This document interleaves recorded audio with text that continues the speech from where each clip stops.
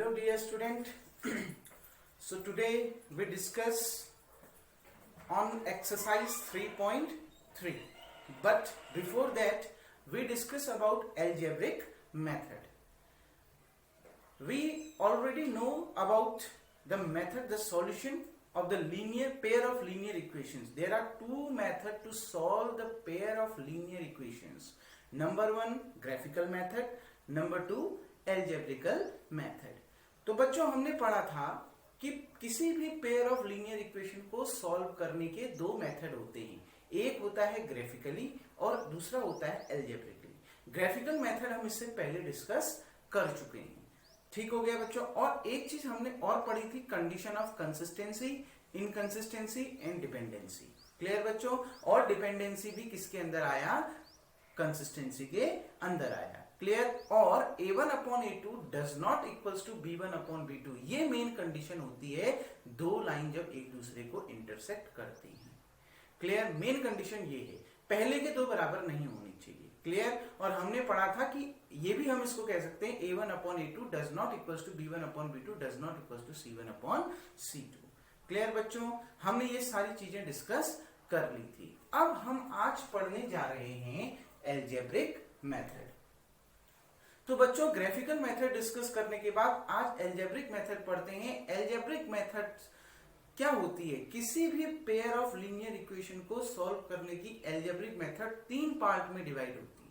कोई भी दो पेयर ऑफ इक्वेशंस दे रखी हैं, लीनियर इक्वेशंस दे रखी हैं, आप उनको तीन तरीके से सॉल्व कर सकते हैं। अलजेब्रिक मेथड के अंदर वो तीन मेथड डिस्कस है।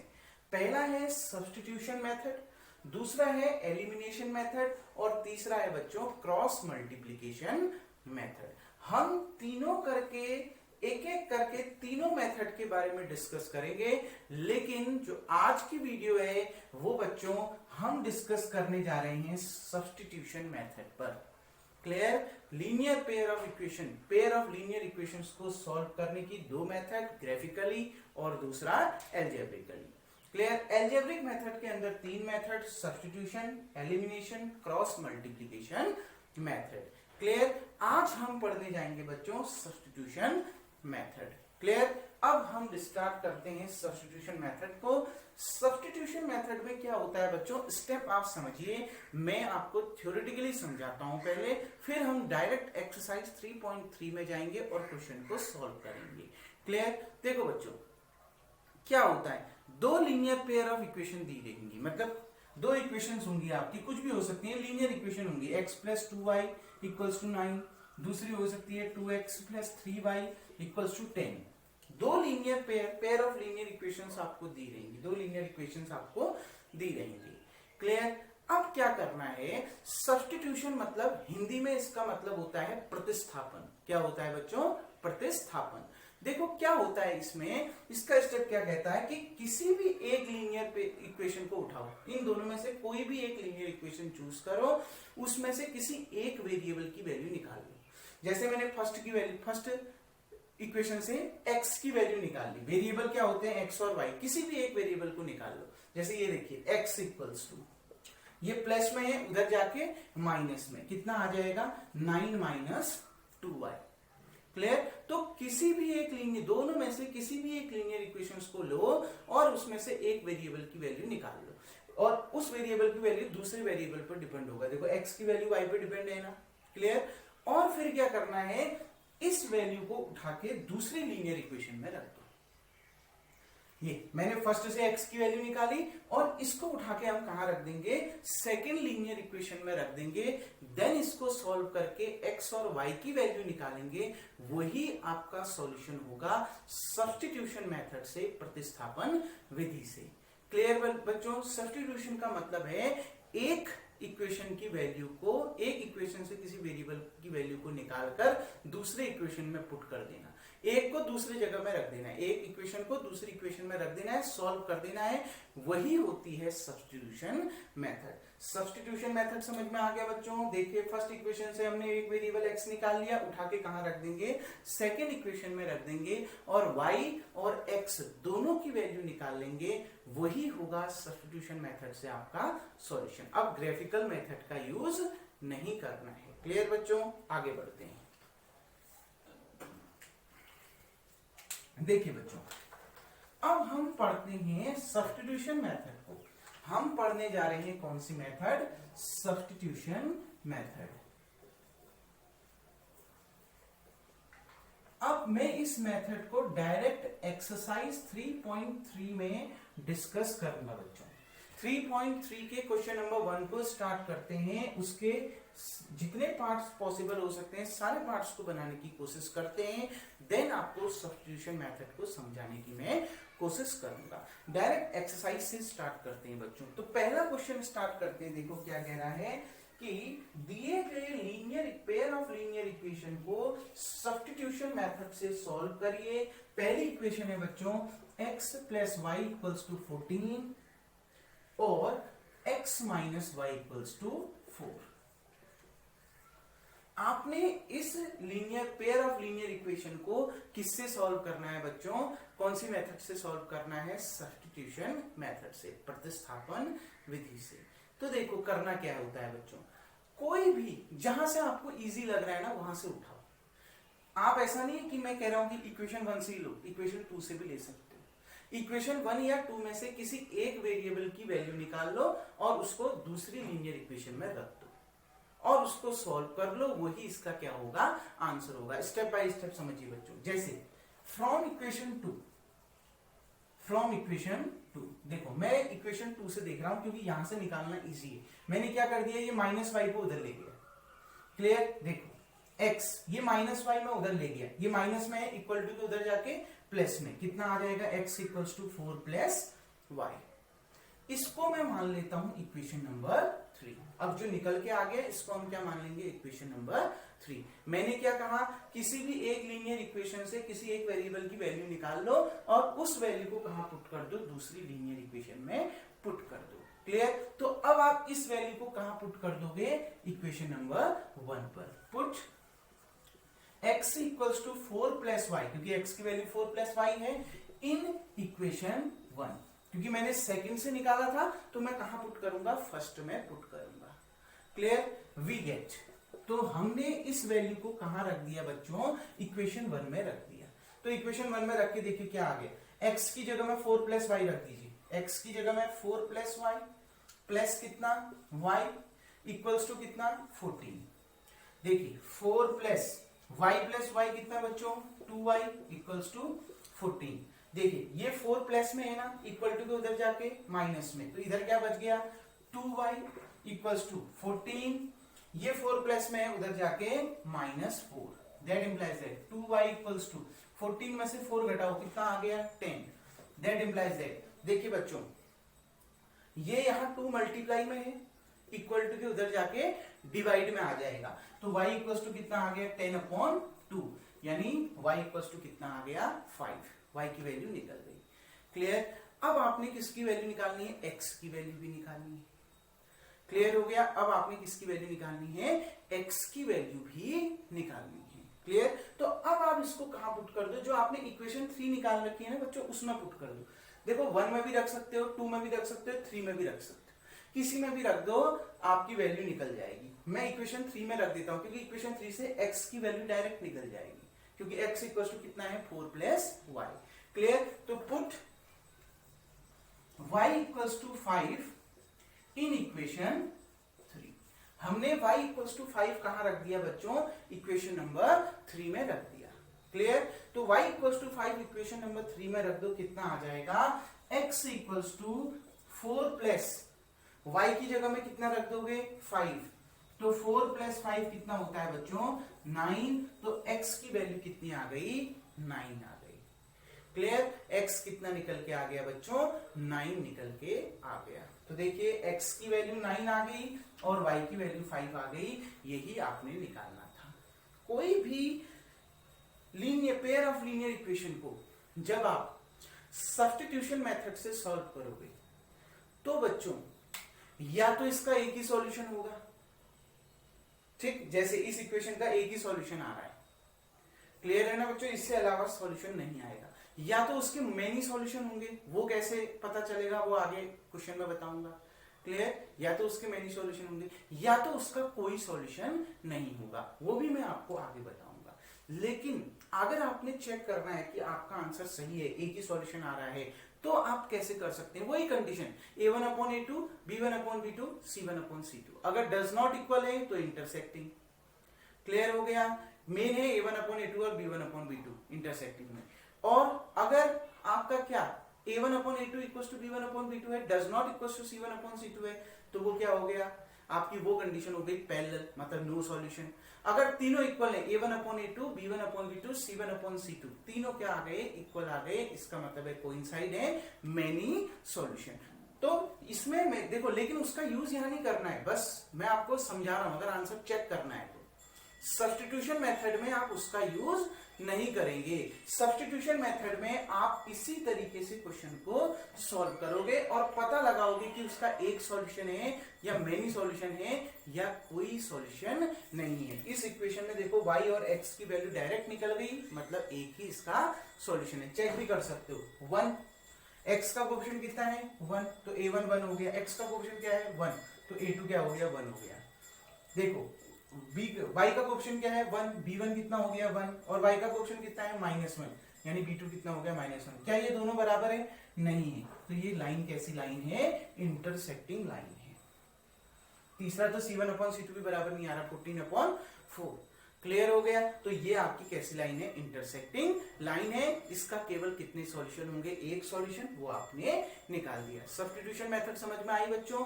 क्या करना है?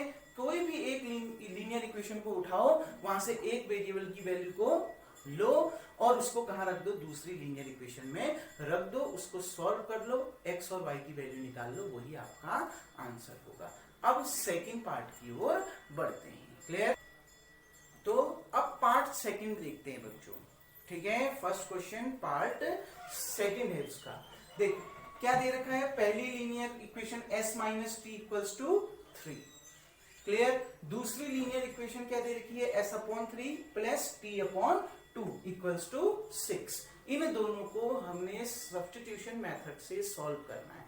देखो अब इसके कितने सॉल्यूशन निकलेंगे वो आपको बाद में पता चल जाएगा। अगर x और y डायरेक्ट निकल गया तब तो एक ही सॉल्यूशन होगा, वही आंसर है। इनफाइनाइट और आपका नो सॉल्यूशन कब होगा वो धीरे धीरे मैं आपको बताऊंगा। आगे आने वाले क्वेश्चन में ऐसी कोई प्रॉब्लम आएगी तो मैं आपको बताऊंगा। अब इस क्वेश्चन को सॉल्व कर लेते हैं। इक्वेशन 1 तो बच्चों बहुत अच्छी है, सीधे दे रखी, लेकिन इक्वेशन 2 को देखो, वो फ्रैक्शन के फॉर्म में है ना। तो पहले एक काम करो, इसको नॉर्मल फॉर्म में लाओ, ऐसी लाओ, फ्रैक्शन हटा देते हैं इसका। तो हम क्या ले लेते हैं? एलसीएम ले लेते हैं। ठीक है, 3 इंटू 2, 3 2 जा 6, एलसीएम कितना आ जाएगा बच्चों? 6 आ जाएगा।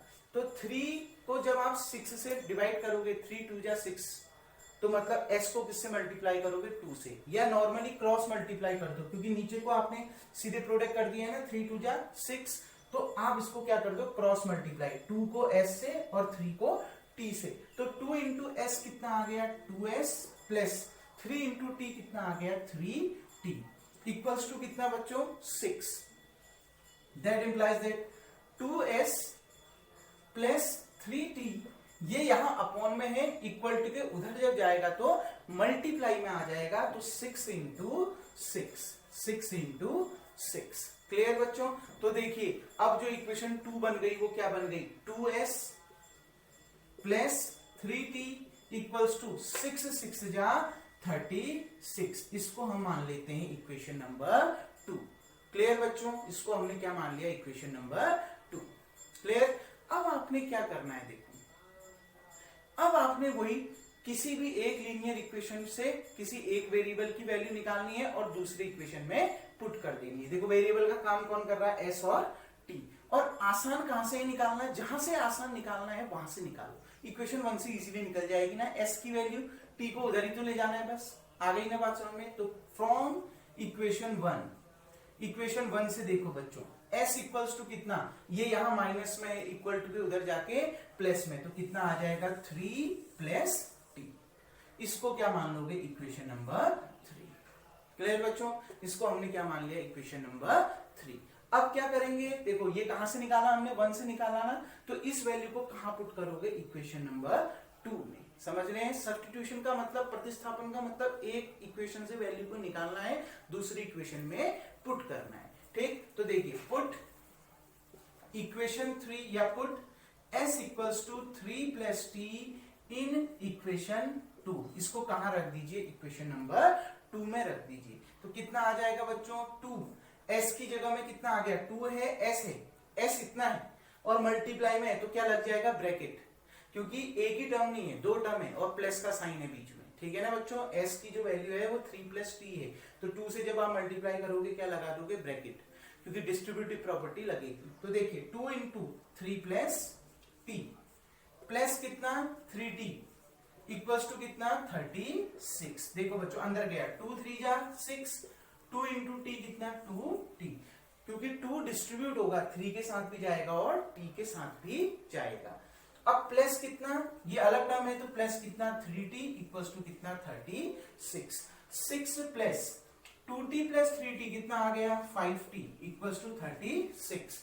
ये देखिए ये 6 यहाँ प्लस में है, इक्वल टू के उधर जाएगा तो माइनस में हो जाएगा, तो 5t equals to 36 minus 6। 5t equals to 36 में से 6 को घटाओ बच्चों कितना आएगा 30। Clear, that implies that. देखो ये t के साथ मल्टीप्लाई में है ना 5, तो इक्वल टू के उधर जाएगा तो डिवाइड में, तो t इक्वल्स टू कितना आ गया बच्चों 30/5। 30/5 कितना होता है 6, तो कितना आ गया t की वैल्यू कितनी आ गई 6। क्लियर बच्चों, t की वैल्यू क्या निकल के आ गई 6।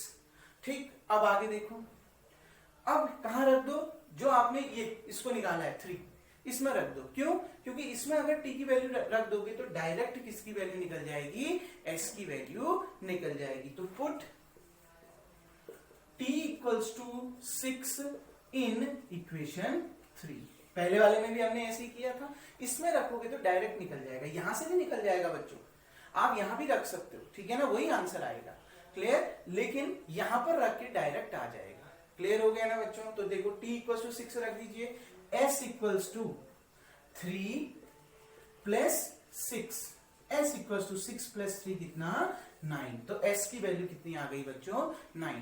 आप अपना आंसर भी चेक कर सकते हैं, कैसे, आप इन वैल्यूज को उठा के इन दोनों इक्वेशन में रख दो, सेटिस्फाइड कर रही होंगी। s की वैल्यू कितनी आई है 9, t की वैल्यू कितनी आई है 6, दोनों को घटा के कितना आना चाहिए 3। देखो घटाओ, 9 माइनस 6 कितना 3 आ रहा है ना बच्चों।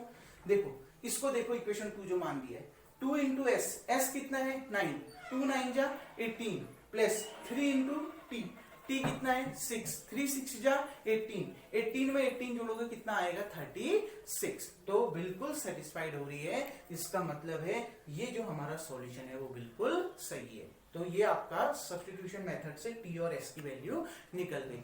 सब्स्टिट्यूशन मेथड में करना क्या है समझ में आ गया, एक लीनियर इक्वेशन से वेरिएबल की वैल्यू निकालकर दूसरे इक्वेशन में रख दो, और आपने निकालना क्या होता है, वेरिएबल की वैल्यू निकालनी होती है, जितने वेरिएबल होंगे उन वेरिएबल्स की वैल्यू निकालनी होती है, अगर पॉसिबल है तो।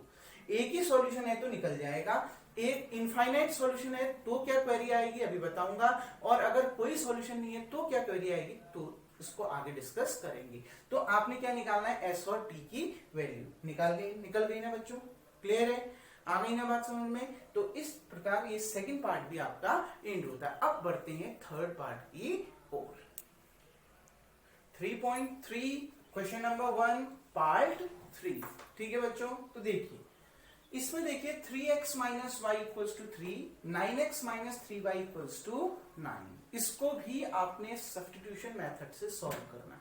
सब्स्टिट्यूशन मेथड सॉल्व करने से पहले मैं देख लेता हूं इसमें a1/a2 b1/b2 c1/c2 की वैल्यू। देखो आपने पेपर में ऐसा नहीं करना है, वो मैं खाली आपको चेक करना बता रहा हूं, ठीक है ना बच्चों, कि वन सॉल्यूशन, इनफाइनाइट सॉल्यूशन, या आपका पैरेलल, अगर आपका नो सॉल्यूशन है, क्लियर, तो उसमें क्या होगा ये चीज डिस्कस करनी। लेकिन हमने इसको सब्स्टिट्यूशन मेथड से सॉल्व करना है, तो आप उस मेथड का यूज नहीं करोगे अभी a1/a2 वाला।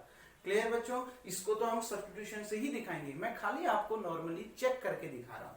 देखो a1 कितना है 3, a2 कितना है 9, 3/9 कितना बच्चों 1/3। ठीक, b1 कितना है -1 और b2 कितना है -3, मतलब सॉल्व करके कितना आएगा 1/3।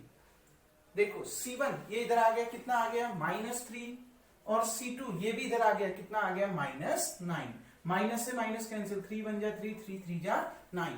देखो a1 upon a2, b1 upon b2, c1 upon c2, तीनों क्या आ रहे हैं, इक्वल आ रहे हैं। इसका मतलब है ये दोनों लाइंस क्या हैं, कोइंसाइड हैं। कोइंसाइड हैं मतलब एक के ऊपर एक लाइन बन रही है, जितने भी दो लाइन है उसमें सारे पॉइंट्स क्या हैं, कॉमन है। मतलब कितने सॉल्यूशन होंगे, इनफाइनाइट सॉल्यूशन होगा। पता तो चल गया हमें इससे कि इन दोनों इक्वेशन के कितने सॉल्यूशन होंगे, इनफाइनाइट सॉल्यूशन होंगे। लेकिन सब्स्टिट्यूशन मेथड से आप ऐसा कैसे पता लगाएंगे कि इस मेथड के इनफाइनाइट सॉल्यूशन है।